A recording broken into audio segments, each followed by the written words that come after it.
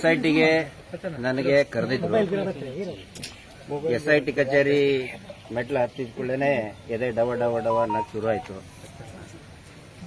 ಒಳಗಡೆ ಹೋದ ತಕ್ಷಣನೇ ಜಗತ್ತಿನ ಭೂಪಟ ತೋರಿಸಿ ಎಷ್ಟು ಮುಸ್ಲಿಂ ರಾಷ್ಟ್ರಗಳಿದೆ ಜಗತ್ತಿನಲ್ಲಿ ಅಂತ ಕೇಳಿದರು. ನಾನು ಒಂದು ನಂಬರ್ ಕೊಟ್ಟೆ. ಆಮೇಲೆ ಮತ್ತೆ ಭೂಪಟ ತೋರಿಸಿ ಎಷ್ಟು ಕ್ರಿಶ್ಚಿಯನ್ ರಾಷ್ಟ್ರಗಳಿದೆ ಅಂತ ತೋರಿಸಿದ್ರು, ಹೇಳಿದರು. ಆಮೇಲೆ ಯಾವ್ಯಾವ ಮೌಲ್ವಿ, ಯಾವ್ಯಾವ ಶೇಖ್, ಯಾವ್ಯಾವ ಪಾದ್ರಿ ದೇವಸ್ಥಾನವನ್ನ ಹಾಳು ಮಾಡೋದಕ್ಕೆ ಎಷ್ಟೆಷ್ಟು ದುಡ್ಡು ಕೊಟ್ಟರು ಅಂತ ಕೇಳಿದ್ರು. ಅದನ್ನ ಪೂರ್ತಿಯಾಗಿ ನಾನು ಹೇಳಿದೆ. ದಾಖಲೆ ಕೊಟ್ಟರು ಸರ್? ಯಾವುದು ಕೇಳಿದ್ರು, ಅದು ಎಕ್ಸೆಲ್ ಶೀಟ್ ಅಲ್ಲಿ ಮಾಡ್ಕೊಂಡು ಇಟ್ಕೊಂಡಿದ್ದಾರೆ. ಆಮೇಲೆ ಬುರುಡೆ ಯಾವ ಶೋರೂಮ್ ಇದ್ರೆ ತಂದಿದ್ದೀರಿ ಅಂತ ಕೇಳಿದ್ರು. ಯಾವ ಕಾರ್ಪೆಂಟರ್ ಪೇಂಟ್ ಹಚ್ಚಿದ್ದ ಅಂತ ಕೇಳಿದ್ರು. ಯಾವ ಕಾರ್ಪೆಂಟರ್ ಪೇಂಟ್ ಹಚ್ಚಿದ್ದ, ಆ ಪೇಂಟರ್ದು ವಿಸಿಟಿಂಗ್ ಕಾರ್ಡ್ ಕೂಡ ಕೊಟ್ಟು ಬಂದಿದೆ. ಇಷ್ಟೇ ಅಲ್ಲ ಇಷ್ಟೇ ಅಲ್ಲ ಸರ್. ಕಳೆದ 2 ತಿಂಗಳಿನಿಂದ ನಿಜವಾದ ಘಟನೆಗಳು ಏನು ನಡೆದಿದೆ ನಾನು ನಿಮ್ಗೆ ರಿಕ್ವೆಸ್ಟ್ ಮಾಡ್ಕೊತಾ ಇದ್ದೇನೆ. ನಿಮ್ಮ ಬಗ್ಗೆ ನಮಗೆ ಪ್ರೀತಿ ಇದೆ. 2 ತಿಂಗಳಿಂದ ನಾನು ನೋಡ್ತಾ ಇದ್ದೇನೆ. ಮಳೆ ಇರಲಿ, ಬಿಸಿಲಿರಲಿ, ಎಲ್ಲಾ ಕಡೆ ನೀವು ಓಡಾಡಿ ವರದಿ ಮಾಡ್ತಾ ಇದ್ದೀರಿ. ವಾಸ್ತವ ವರದಿಯನ್ನ ಮಾಡಿ. ನಮ್ಮ ಮೇಲೆ ಏನಾದರೂ ಕಾನ್ಸ್ಪಿರಸಿ ಇತ್ತಂತ ಹೇಳಿದ್ರೆ, ಈಗ ಹೇಳಿದ್ನಲ್ಲ, ನೀವು ಅದೇ ಬೇಕು ತಾನೆ. ಕಾನ್ಸ್ಪಿರಸಿ, ದೇವಸ್ಥಾನ ಹಾಳು ಮಾಡೋದು, ದುಡ್ಡು ತಗೊಂಡ್ರು, ಮುಸ್ಲಿಂ ರಾಷ್ಟ್ರದಿಂದ ದುಡ್ಡು ಬಂತು, ಬುರುಡೆ ಯಾವನೋ ಕೊಟ್ಟನಂತೆ. ಯಾವುದು ಕೂಡ ಬುರುಡೆ ಆಗಲಿ ಏನೇ ಆಗಲಿ ಪ್ರತಿಯೊಂದಕ್ಕೂ ಕೂಡ ಕ್ಲಾರಿಫಿಕೇಶನ್ ಕೊಟ್ಟು ಬಂದಿದ್ದೀನಿ. ಪ್ರತಿಯೊಂದಕ್ಕೂ ಕೂಡ ಕ್ಲಾರಿಫಿಕೇಶನ್ ಕೊಟ್ಟಿದ್ದೀವಿ ನಾವು. ಆ ನಂತರ ಯಾವುದೇ ಒಬ್ಬ ವ್ಯಕ್ತಿ ಇವತ್ತಿನ ಕಾಲದಲ್ಲಿ ಮೊಬೈಲ್ ಇದ್ದಂಥ ಸಂದರ್ಭದಲ್ಲಿ ಸುಳ್ಳು ಹೇಳಕ್ಕಾಗಲ್ಲ. ನಾನು ಅಲ್ಲಿದ್ದೆ, ಯಾರೋ ಇದ್ರು ಹೇಳಕ್ಕಾಗಲ್ಲ. ಸೊ ಅದು ಏನೇ ಇದ್ರೂ ಕೂಡ ನಾವು ಹೇಳಿದ್ದೀವಿ. ಮತ್ತು SITನೂ ಕೂಡ ತುಂಬಾ ಚೆನ್ನಾಗಿ ಇನ್ವೆಸ್ಟಿಗೇಷನ್ ಮಾಡ್ತಾ ಇದ್ದಾರೆ. SITನ ಫೇರ್ ಆಗಿ ಮಾಡ್ತಾ ಇದ್ದಾರೆ, ಸೈಂಟಿಫಿಕ್ ಆಗಿ ಮಾಡ್ತಾ ಇದ್ದಾರೆ. ದಯವಿಟ್ಟು ಅದನ್ನು ಮಾಡೋದಕ್ಕೆ ಅವಕಾಶವನ್ನ ಮಾಡಿಕೊಡಿ. ನಾನು ಎಲ್ರಿಗೂ ಕೇಳ್ತಾ ಇದ್ದೇನೆ. ಇಲ್ಲಿ ಡಿಸ್ಕಷನ್ ಆಗಿದ್ದು ಕೂಡ ನಿಜವಾದ ಏನೇನು ಇದನ್ನು ನಡೀತಾ ಇದೆ, ತನಿಖೆ ಏನು ನಡೀತಾ ಇದೆ, ಅದರ ಬಗ್ಗೆ ನನ್ನ ಹತ್ತಿರ ಇರುವಂತದ್ದು. ಇವತ್ತು ಯಾರು ಕೂಡ ನನಗೆ ಅಂದ್ರೆ ಏನೋ ಒಂದು ಕ್ರೈಮ್ ಮಾಡಿದ್ದೀನಿ ಅಂತ ಕರೆಸಿಲ್ಲ. ಐ ಹ್ಯಾಡ್ ರಿಕ್ವೆಸ್ಟೆಡ್ ನಮ್ಮ ಹತ್ತಿರ ಇರುವಂತ ಮಾಹಿತಿ ಏನಿದೆ ನಿಮಗೆ ನಾನು ಒಪ್ಪಿಸೋದಕ್ಕೆ ತಯಾರಿದ್ದೇನೆ ಅಂತ ಒಂದು ಲೆಟರ್ ಬರೆದಿದ್ದೆ. ಸೊ ದೇ ಹ್ಯಾವ್ ಅದಕ್ಕೆ ತಕ್ಷಣವೇ ಸ್ಪಂದಿಸಿದ್ದಾರೆ, ನಮ್ಮನ್ನು ಕರೆದಿದ್ದಾರೆ. ನನ್ನ ಹತ್ರ ಏನು ಮಾಹಿತಿ ಇದೆ ಅದನ್ನು ಶೇರ್ ಮಾಡಿದ್ದೀನಿ. ಯಾರು ವಿಚಾರಣೆ ಮಾಡಿದ್ದಾರೆ? ಅಧಿಕಾರಿಗಳು. ಅದನ್ನ ಬೇಡ ಯಾರು ಮಾಡಿದ್ರು ಅಂತ. ಯಾವ ತರದ ದಾಖಲೆಗಳು ಕೊಟ್ಟಿದ್ದೀರಿ ಸರ್ ನೀವು? ಇಲ್ಲ ತೋರಿಸಿದ್ದೀನಿ. ಇಲ್ಲ ಅಲ್ಲ, ಲೀಡಿಂಗ್ ಕ್ವಶನ್ ಮಾಡಬೇಡಿ. ಅಲ್ಲಿ ಯಾವ ತರ ದಾಖಲೆ ಕೊಟ್ಟಿದ್ದೀರಾ? ಏನ್ ದಾಖಲೆ ಕೊಟ್ಟಿದ್ದೀರಾ ಅಂತ? ಇಲ್ಲಿ ನಡೀತಕ್ಕಂತಹ ಏನೇನು ಹಿಂದೆ ನಡೆದಿದೆ, ಈಗ ಇವ್ರು ಹೇಳ್ತಾ ಇದ್ದಾರೆ, ಅದು ನಮ್ಮ ಕಡೆನೂ ಇದೆ. ಇವತ್ತು ಸಾಯಂಕಾಲ ನಿಮ್ಗೆ ಸಾಫ್ಟ್ ಕಾಪಿನೂ ಕೂಡ ಕೊಡ್ತೀವಿ. ಇಲ್ಲಿ ಪಂಚಾಯಿತಿಯಲ್ಲಿ ಏನೇನು ಯಾವ್ಯಾವ ರೀತಿಯಾಗಿ ಹಗರಣಗಳು ನಡೆದಿದೆ. ಹಗರಣ ಅಂದ್ರೆ ಅದು ಡೆವಲಪ್ಮೆಂಟ್ ಅಲ್ಲ, ಹೆಣಗಳನ್ನ ಹೂತು ಹಾಕುವಲ್ಲಿ ಯಾವ ರೀತಿ ಅಕ್ರಮಗಳು ನಡೀತಾ ಇದೆ. ವಿತ್ 1 by 1 ಡಾಕ್ಯುಮೆಂಟ್, ಒಂದೊಂದು ಪೇಜ್, ಒಂದೊಂದು ಪುಟ ಸಹಿ ಹೆಂಗೆ ಫೋರ್ಜರಿ ಮಾಡಿದ್ದಾರೆ, ಫೋರ್ಜಡ್ ಮಾಡಿದ್ದಾರೆ. ಹೆಣ ಹೂತವನ ಹಾಕಿದವನು ಯಾರೋ, ಆನ್ ರೆಕಾರ್ಡ್ ತೋರಿಸಿದವ್ರು ಯಾರೋ, ಆ ವ್ಯಕ್ತಿಯ ಸಹಿ ಮಾಡಿದವನು ಇನ್ಯಾರೋ, ಆ ತರ ಆಗಿದೆ. ಅದನ್ನ ನಾವು ತೋರಿಸಿದ್ದೀವಿ. ಮೇ ಬಿ ಅವರು ಕೂಡ ನೋಡಿ, ನಾವು ಇನ್ವೆಸ್ಟಿಗೇಷನ್ ಅಂತ ಹೇಳ್ತಾ ಇಲ್ಲ, ನಮ್ಮ ಗಮನಕ್ಕೆ ಏನೇನು ಬಂದಿದೆ, ಸಂಶಯಗಳು ಬಂದಿದೆ, ಅದನ್ನ ಅಧಿಕಾರಿಗಳ ಗಮನಕ್ಕೆ ತಗೊಂಡು ಬಂದಿದೆ.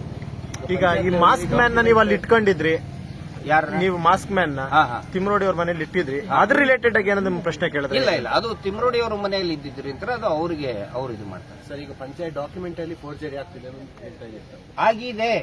ನಾನು ದಯವಿಟ್ಟು ನಿಮಗೆ ರಿಕ್ವೆಸ್ಟ್ ಮಾಡ್ಕೊಳ್ಳೋದು, ದಯವಿಟ್ಟು ಎಲ್ಲಾ ಪತ್ರಕರ್ತರಿಗೆ, ಮಾಧ್ಯಮಗಳಿಗೆ ರಿಕ್ವೆಸ್ಟ್ ಮಾಡ್ಕೊಳ್ಳೋದು, ಕಾನ್ಸ್ಪಿರಸಿ ಥಿಯರಿ ಇದ್ರೆ ಸುಖ ಸುಮ್ಮನೆ ಯಾರ್ಯಾರೋ ಏನೇನೋ ಹೇಳಿದ್ರು ಅಂತ ಹೇಳಿ ಅದೊಂದು ನೆರೇಷನ್ ಬಿಲ್ಡಪ್ ಮಾಡಬೇಡಿ.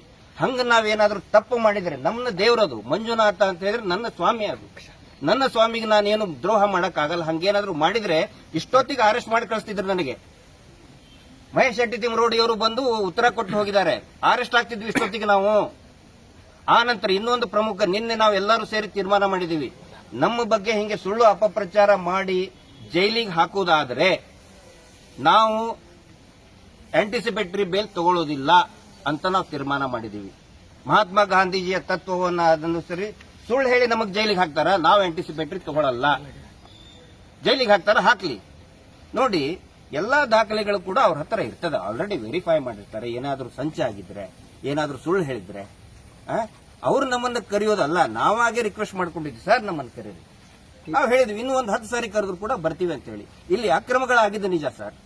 ಸಾಕಷ್ಟು ಜನ ಹೆಣ್ಮಕ್ಳು 10-15 ವರ್ಷದ ಹುಡುಗಿಯರು ಅವತ್ತಿಂದ ಅವತ್ತೇನೆ ದಫನ್ ಮಾಡ್ತಾರೆ. ದಯವಿಟ್ಟು ಅದನ್ನ ಕನ್ಸಿಡರ್ ಮಾಡಿರಿ. ಇನ್ವೆಸ್ಟಿಗೇಷನ್ ಮತ್ತೆ ಈ ಮಾಧ್ಯಮದಲ್ಲಿ ಪ್ರಸಾರ ಮಾಡಬೇಕಾದ್ರೆ ನಮ್ಮ ಹತ್ರ ದಾಖಲೆಗಳಿದೆ, ಪಂಚಾಯಿತಿ ಕೊಟ್ಟಂತ ಅಧಿಕೃತ ದಾಖಲೆಗಳಿದೆ. ಅವತ್ತು ಡೆಡ್ ಬಾಡಿ ಬೀಳ್ತದೆ, ಅವತ್ತೇ ದಫನ್ ಮಾಡ್ತಾರೆ. 302 ಮರ್ಡರ್ ಕೇಸ್ ಮಾಡ್ತಾರೆ, ಅವತ್ತೇ ದಫನ್ ಮಾಡ್ತಾರೆ.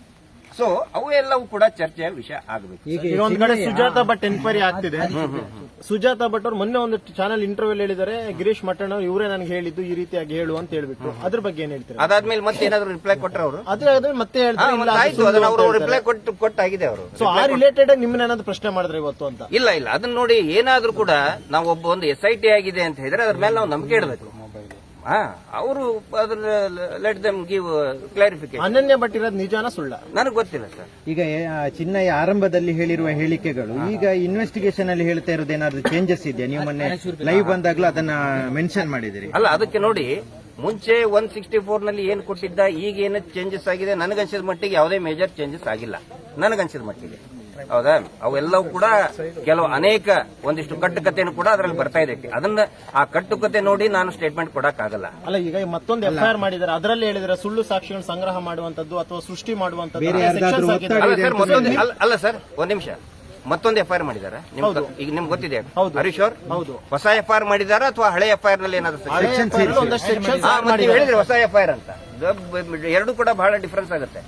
ಈಗ ಸೆಕ್ಷನ್ಸ್ ಹಾಕಿದ್ರಲ್ಲ, ಅದ್ರ ಬಗ್ಗೆ ನೀವೇನ್ ಹೇಳ್ತೀರಾ ಸರ್? ಅದನ್ನ ಎಲ್ಲವನ್ನೂ ಕೂಡ ನೋಡಿ, ಇನ್ವೆಸ್ಟಿಗೇಷನ್ ಜಾರಿಯಲ್ಲಿರ್ಬೇಕಾದ್ರೆ SITನೇ ಅದರದ್ದು ತೀರ್ಮಾನ ತಗೊಳ್ತದೆ. ನಮಗೆ SIT ಮೇಲೆ ನಂಬಿಕೆ ಇದೆ. ಎಲ್ಲರಿಗೂ ಒಂದೇ ಮಾತು ನಾನು ಹೇಳೋದು, ದಯವಿಟ್ಟು SITಗೆ ಫ್ರೀ ಅಂಡ್ ಫೇರ್ ಆಗಿ ಇನ್ವೆಸ್ಟಿಗೇಷನ್ ಮಾಡೋದಕ್ಕೆ ಅವಕಾಶ ಕೊಡಿ. ನೀವು ಮಾಸ್ಕ್ ಮ್ಯಾನ್ ನಮ್ ಜೊತೆ ಇಲ್ಲಲ್ಲ, ನಮ್ ಜೊತೆನೆ ಅವ್ರು ಇರೋದು ಅಂತ ಲಾಸ್ಟ್ ಟೈಮ್ ನೀವೇ ಹೇಳಿದ್ರಿ. ಅವ್ರ ಹಿಂದೆ ನಾವೇ ಹೌದು. ಸೊ ನೀವು ಅವ್ರ ಪರವಾಗಿ ನೀವು ವಾದನೂ ಕೂಡ ಮಾಡ್ತಿದ್ರಿ. ಪರವಾಗಿ ವಾದ ಅಂದ್ರೆ ಪರವಾಗಿ ಮೀನ್ಸ್ ಅತ್ ಹೇಳ್ತಿರೋದು ನಿಜ, ಹೌದು, ಒಂದು ತನಿಖೆ ಆಗಬೇಕು ಅಂತ. ಈಗ ತನಿಖೆ ವೇಳೆ ಆತನೇ ಹೇಳ್ತಿರೋದು ಸುಳ್ಳು ಅಂತ ಒಂದಷ್ಟು ಸೆಕ್ಷನ್ಸ್ ಆಡ್ ಮಾಡಿದಾರಲ್ಲ, ಇದ್ರ ಬಗ್ಗೆ? ಹೌದು, ಅದಕ್ಕೆ ನಮ್ದು ಕೂಡ ಅದೇ ಪ್ರಶ್ನೆ ಇದೆ. ಸಡನ್ ಆಗಿ ಅವನು ಚೇಂಜ್ ಮಾಡೋದಕ್ಕೆ ಅದ್ರ ಹಿಂದೆ ಯಾರಿದ್ದಾರೆ, ಯಾರು ಸಂಚು ರೂಪಿಸಿದ್ದಾರೆ?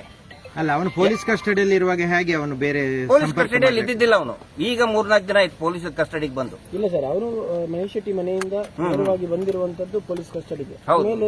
ಎಲ್ಲಿ ಹೋಗಿರ್ಬೋದು, ಯಾರು? ಅದಕ್ಕೆ ಅದನ್ನ ತನಿಖೆ ಆಗ್ಬೇಕಲ್ಲ ಸರ್. ನಾನು ಇನ್ವೆಸ್ಟಿಗೇಟಿಂಗ್ ಆಫೀಸರ್ ಅಲ್ಲ. SIT ಅವರಾಗ್ಲಿ ಅಥವಾ ಸಂಬಂಧಪಟ್ಟಂತ ಅಧಿಕಾರಿಗಳು ತನಿಖೆ ಮಾಡಬೇಕಾಗುತ್ತೆ. ಬ್ರೈನ್ ವಾಶ್ ಮಾಡಿದಾರೆ ಅಂತ ಹೇಳ್ತೀರಾ ನೀವು? ಯಾರು ನಮ್ಗೆ ಆತರ ಸಂಶಯ ಬರ್ತಾ ಇದೆ. ಮಾಡಿರ್ಬೋದು ಅಂತ? ಇಲ್ಲ ಸರ್, ನಾನು ಅಂತೆ ಕಂತೆ ಹೌದು ಬಹುದಕ್ಕೆ ನಾನು ಉತ್ತರ ಕೊಡ. ಸಂಶಯ ಬರ್ತಿರೋದು ನಿಜ ಅಂದಾಗ ಇಂಥವ್ರು ಇರಬಹುದು ಅನ್ನೋದೊಂದು ಯೋಚನೆ ಇರುತ್ತಲ್ಲ. ಅದನ್ನ ಹೇಳಿದ್ರೆ ನೀವು ಪ್ರಸಾರ ಮಾಡ್ತೀರಾ, ಆರ್ಡರ್ ಅಂತ ಹೇಳ್ತೀರಿ, ಅದನ್ನ ಮಾತಾಡೋದಿಲ್ಲ. ಸರ್, ಈಗ ಚಿನ್ನಯ್ಯ ಕುಟುಂಬಸ್ಥರು ಹೇಳೋದು ನೀವೆಲ್ಲ ಅವನಿಗೆ ಹಣ ಕೊಟ್ಟು ಆತರ ಹೇಳಿಕೆಯನ್ನು ಕೊಡಿಸಿದ್ದೀರಿ ಅಂತ ಹೇಳಿ, ಇದಕ್ಕೆ ಸರ್ ಹಣ ಕೊಟ್ಟು ಮಾಡಿದ್ದಂತ ಹೇಳಿದ್ರೆ ನೋಡಿ, ಅದು ಎಲ್ಲಾದ್ರೂ ಒಂದ್ ಕಡೆ ರಿಫ್ಲೆಕ್ಟ್ ಆಗ್ಬೇಕಲ್ಲ. ಅದು ರಿಫ್ಲೆಕ್ಟ್ ಆಗ್ಬೇಕಲ್ಲ.